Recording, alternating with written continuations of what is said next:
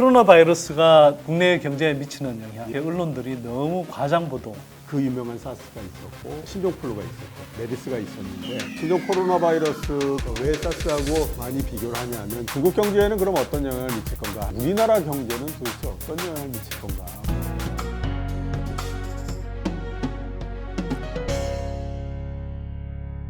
안녕하세요. 선대인경제연구소 선대인 소장입니다. 경제 이슈 브리핑 시작하겠습니다. 자, 제 옆에는 여전히 역시 예. 안녕하십니까? IBK 전 리서치 센터장 이종우입니다. 네, 센터장님. 오늘 코로나 바이러스가 이 국내 경제에 미치는 영향. 예. 사실은 좀 다른 주제를 찾아볼까 했는데요. 제가 보니까 한국이 좀 유난스럽게 이와 관련해서 좀 이렇게 언론들이 너무 과장 보도, 왜곡 보도도 좀 많이 하는 것 같고.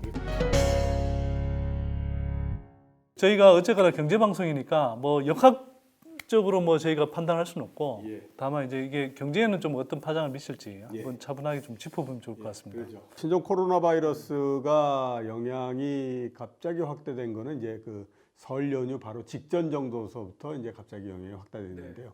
이게 갑자기 영향이 확대된 가장 큰 이유는 그 시점서부터 확진자들이 갑자기 늘어났기 때문에 그렇습니다. 그러니까 우리가 이 그 신종 코로나 바이러스처럼 이렇게 그 많이 퍼지는 이른바 이제 전염병이라고 그 옛날 개념으로는 얘기하죠. 그랬던 게 2000년 이후에 한 3번 정도 있었죠. 2002년도에 그 유명한 사스가 있었고, 그 다음에 2009년도에 신종플루가 있었죠. 그 다음에 2015년도에 메르스가 있었는데.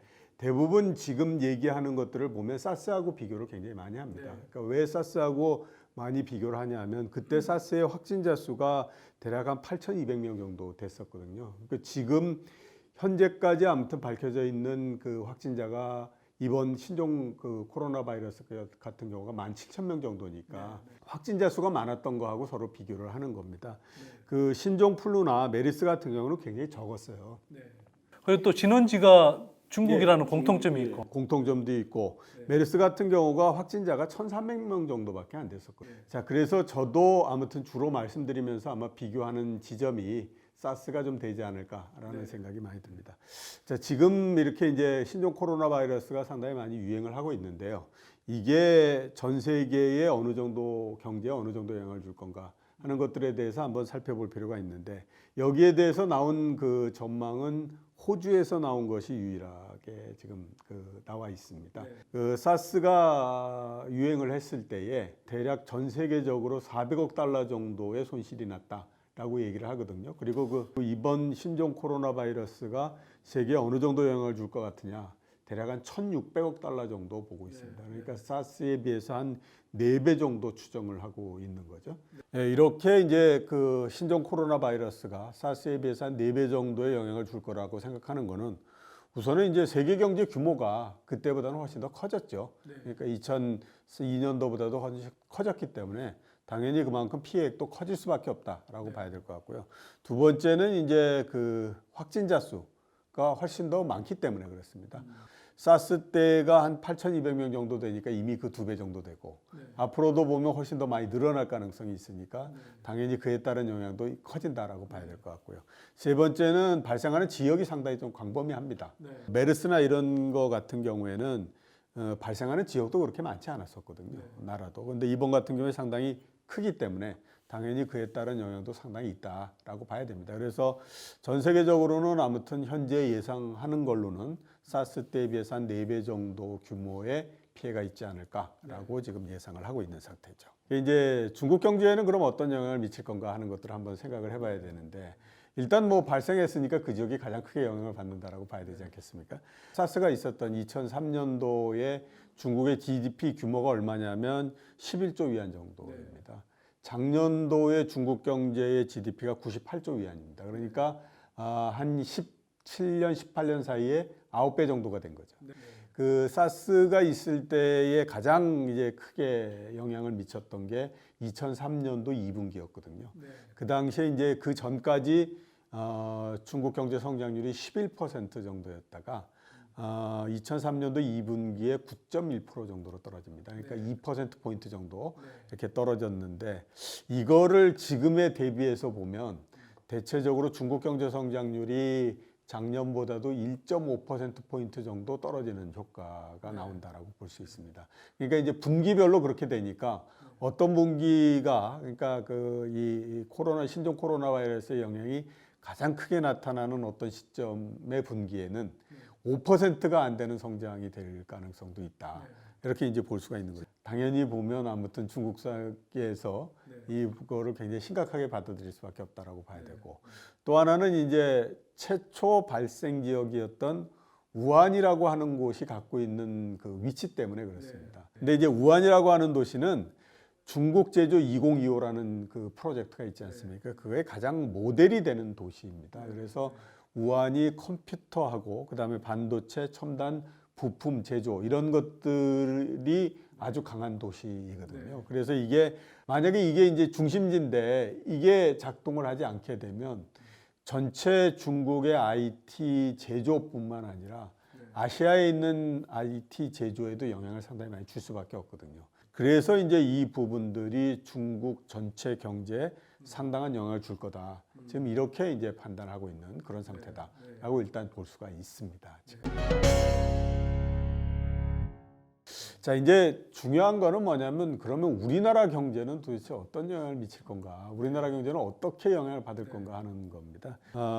올해 1분기가 지금 가장 어떻게 보면 영향을 가장 많이 받고 있는 거지 않습니까? 1월 그 하순 정도서부터 시작해서 현재 계속이니까 이게 2월 달 내로 어느 정도 가닥을 잡는다고 하더라도 영향력이 가는 것까지 다 따지면 3월 달에도 영향을 받을 수 있다라고 봐야 되니까 1분기가 제일 영향을 많이 받는다고 봐야 되거든요. 그래서 1분기의 성장률은 작년 1분기에 비해서는 대략 0.6%에서 0.7% 정도 내려가지 않겠냐라고 지금 전망을 하고 있는 상태고요. 이걸 연간으로서 따지게 되면 대략 연간 전체로 한 0.2%포인트 정도 하락하는 영향이 있다. 이제 이렇게 전망을 하고 있는데요. 다른 어떤 것보다도 우리나라도 일정하게 어느 정도 생산 위축, 그다음에 소비 위축 이런 영향을 받을 수밖에 없고요. 제일 크게 영향을 받는 건 이제 우리나라의 제1교역국, 수출을 제일 많이 하고 이러는 나라가 중국인데 거기가 지금 뭐 아무튼 여러 그 문제를 일으키고 있으니까 당연히 이제 대외 거래도 조금 좀 위축이 되지 않겠느냐라고 하는 것이 이제 가장 큰 그 문제다라고 일단 봐야 되겠습니다. 이번 그 신종 코로나 바이러스 같은 경우에는 연간 전체로 따졌을 때 대략 0.2%포인트 정도를 밀어내는 그런 효과, 악영향은 좀 있지 않을까라고 봐야 되는 것이 아마 상식이 아닐까라는 생각이 좀 듭니다. 주식시장은 지난 한 며칠 동안에 걸쳐서 150포인트 정도 하락을 한 거니까 굉장히 이제 큰 폭으로서 하락을 했다. 이렇게 볼 수가 있습니다. 자, 이렇게 지난 한 열흘 사이에 주가가 굉장히 요동을 쳤던 가장 큰 이유를 보게 되면 질병이라고 하는 것이 이런 형태로서 진행이 되지 않습니까? 제일 처음에 잠복기였다가 그 다음에 어떤 시점서부터 굉장히 빠른 속도로서 확산이 됐다가 확산이 어느 정도 진행이 되고 나면 다시 또 안정기로 들어가고 이런 형태가 되잖아요. 주식시장이 가장 겁이 나는 때가 언제냐면 잠복기에서 확산기로 넘어갈 때입니다. 이때는 이제 굉장히 빠른 속도로서 확진자가 늘어나고 하기 때문에 그 시점에서 공포감이 최대로 돼버리는 형태가 되거든요. 그러니까 이제 사스 같은 경우에는 요 기간에 넘어가는 형태를 보면 아주 미미한 숫자였다가 막 늘어나면서 각도가 한 75도 정도로서 쭉 올라갑니다. 근데 이번 신종 코로나 바이러스 같은 경우는 거의 90도 각도로서 올라가 버리는 형태가 됩니다. 그러니까 이 넘어가는 시점에 갑자기 숫자가 너무 많이 늘어나는 것을 보니까 엄청나게 겁이 났던 거죠. 그러면서 지난 한 10일 동안에 걸쳐서 주가가 굉장히 하락을 해버리는 형태가 됐는데 대신에 앞으로의 주식시장은 이번에 고점을 쳤던 2250가 그 다음에 이번에 바닥으로서 예상되는 2000포인트 요 사이에서 계속 있는 형태가 아마 되지 않을까라는 생각이 많이 듭니다. 공포 마케팅이라고 얘기를 하지 않습니까? 그게 이제 캐나다의 저널리스트가 만든 그 개념인데 지금 이제 그런 개념에서 딱 이렇게 이제 되는 거죠. 사람들이 제대로 판단하기 어려울 때 누군가는 그거를 자기들의 이익이 되도록 이렇게 옮기게 방향을 정한다. 지금 이제 우리나라도 그런 형태인 거죠. 제가 현재까지 봤을 때는 가장 표면화되어 있는 이익을 추구하고자 하는 거는 두 집단이죠. 하나는 표를 얻겠다라고 하는 집단이고 또 하나는 클릭수를 얻겠다라고 하는 집단이지 않습니까?